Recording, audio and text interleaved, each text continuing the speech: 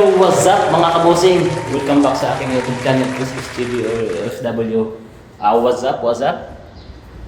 Kamusta tayo mga kabosing? Please subscribe, like, and share sa aking pong YouTube channel.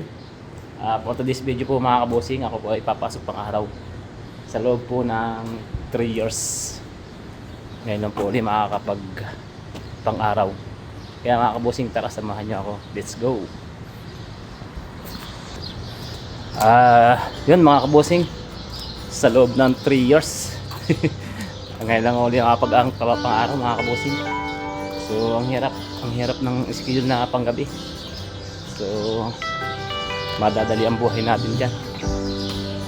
Buti na lang mga kabosing yung pinaka-boss ko ay nakahalata. Ginawa ang yung schedule namin, 1 month day shift, 1 month night shift. Ayun, so medyo pabor sa akin yun. Wala naman problema sa akin yung mga kabosing na laging panggabi. Tapos ko lang naman yung goal ko sa buhay, tapos ng pag-aralin ng mga anak ko at nabigyan ng mag-desenting tahanan. So pwede na siguro pwede na sa paig na akong kuhain ni Lord. Yan, pray lang mga kabosing. Hindi naman tayo pababayaan na Lord, dahil silang naman ang nakakalam ng buhay natin. Basta huwag tayo makakalimot mga kabosing. Yun. Tara mga kabosing, samahan niyo ako.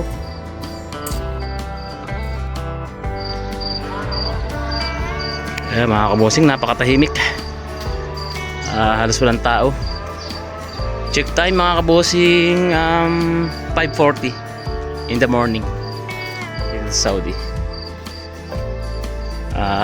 Today is February 18. Sarap pala maging pang-araw mga kabosing. Laki ng pagkakaiba sa panggabi. Napaka parang ang sigla ng katawan mo. Kompleto sa tulog. Tapos magaan sa pakiramdam.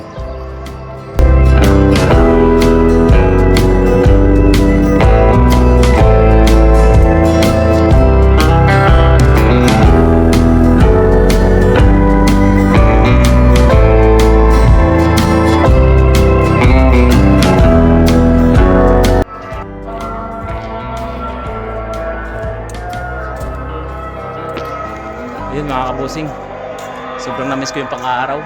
Grabe.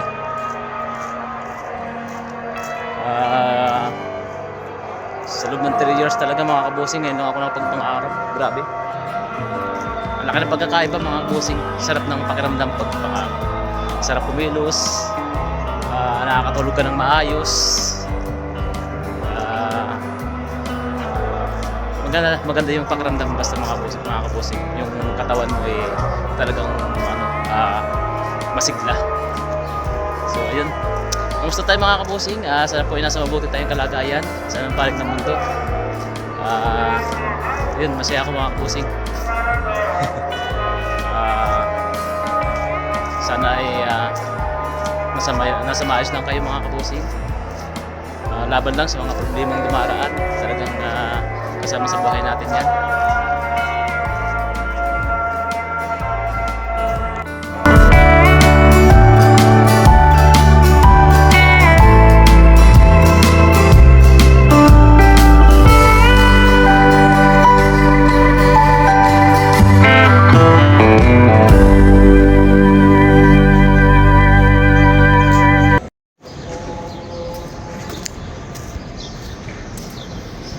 Yun mga kabosing, sarap ng umuwi, no?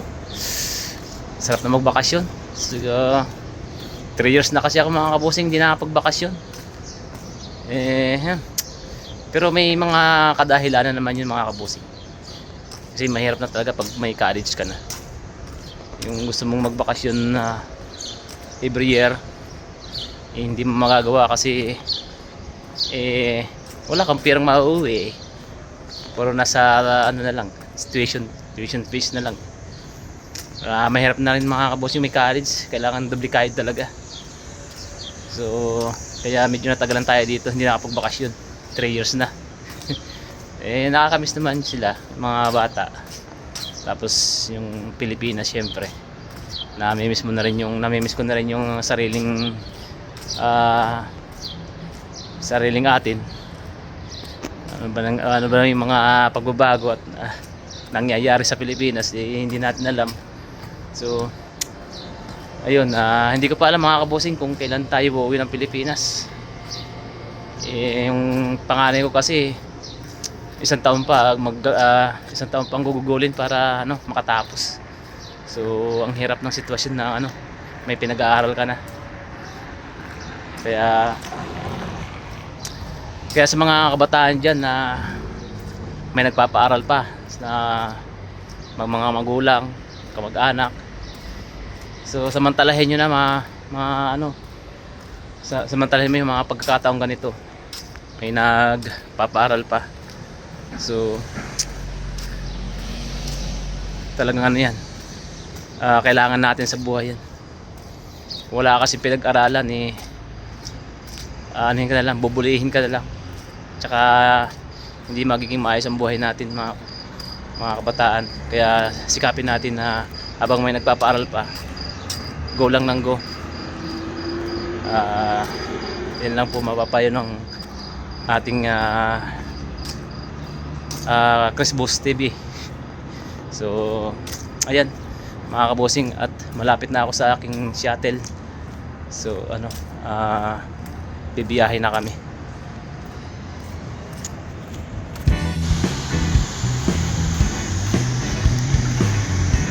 Lapit na kami mga bossing, lapit na ako sa shuttle. Shoutout nga pala sa ating mga magigiting nating subscribers, viewers, at sa mga bago, paki-subscribe na lang ng aking munting YouTube channel. Salamat sa panonood mga kabosing.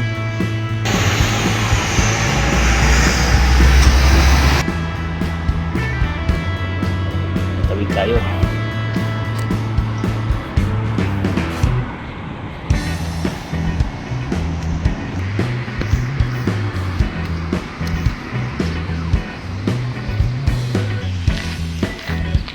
Ito na kami mga kabosing.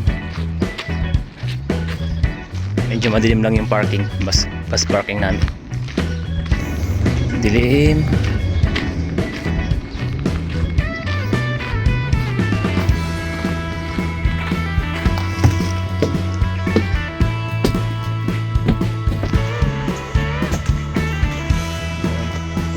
Soy, shout out.